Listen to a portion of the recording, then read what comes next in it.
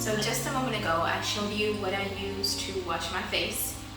This is something that I've been making for a while now. It's basically liquid black soap, but I add tea tree oil in it, as I mentioned. So as you can see here, I'm gonna get closer to the camera. This soap has completely dissolved.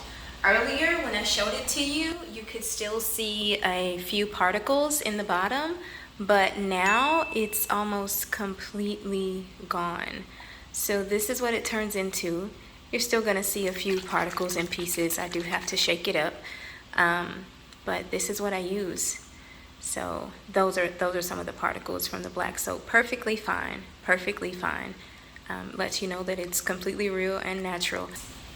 So this works excellently for my face. I've been using it for a while, and if I don't have this, I usually try to make like 3 of these little containers at a time. And if I just so happen to run out, then I'll just pick up a chunk of the actual bar of black soap, and I'll give you a close-up of what this looks like. It's made from plantain and plantain skin, cocoa pod ash, palm oil, and water. So this is raw African black soap. And I think I have a chunk that came out from the other bar I had. This one is lighter in color and this one is a little darker, as you can see. But sometimes I'll just get a chunk like this and it lathers up so well with water. Like, it is so good to cleanse the skin. So that's what I use. And then this is the tea tree oil. This is 100% pure Australian tea tree oil. Y'all, this stuff is so potent and so strong, but it is so effective for any type of skin conditions.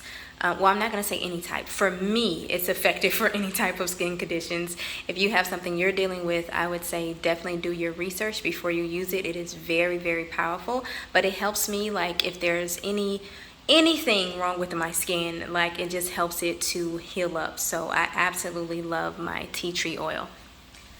So I just put some chunks of the black soap in there, a few drops of tea tree oil, maybe like 30 or so for this amount of water, and then I put distilled water. The distilled water I use because it will inhibit bacteria and mold growth, so you don't just want to use regular water, definitely use distilled. So that is the deets on the facial cleanser that I showed you earlier. All right, y'all, so now we gotta take our vitamins. I've been taking Floradix for a while. I got away from it and tried a different liquid iron supplement, but I came back to Floradix. The reason I got away from Floradix is because it does have a small amount of sugar in it. And I usually like to take this first thing in the morning, and I was like, do I really want to put sugar in my body first thing in the morning? And I didn't want to, but the benefits of it outweigh the fact that it does have a very small sugar content, and I haven't had any negative side effects, so I went back to it and it's still working for me. Previously, I was anemic, like in my early 20s, maybe as a teenager. But when I went back to the doctor, my most recent one, they said that I was not anemic. But if you know anything about being anemic, it can fluctuate, like it can go up and down. So I just like to take iron because, and I'm measuring out 15 milliliters here, because it just helps me feel better overall. It helps me feel stronger, I'm more awake, more alert, I can get stuff done. So this is the liquid iron that I take. And I love to take it with orange juice, because the vitamin C helps your body to absorb iron. I don't know if I should mix it like this, but sometimes I do. Sometimes I do. So, bismillah. Now don't mix it because of the taste, y'all.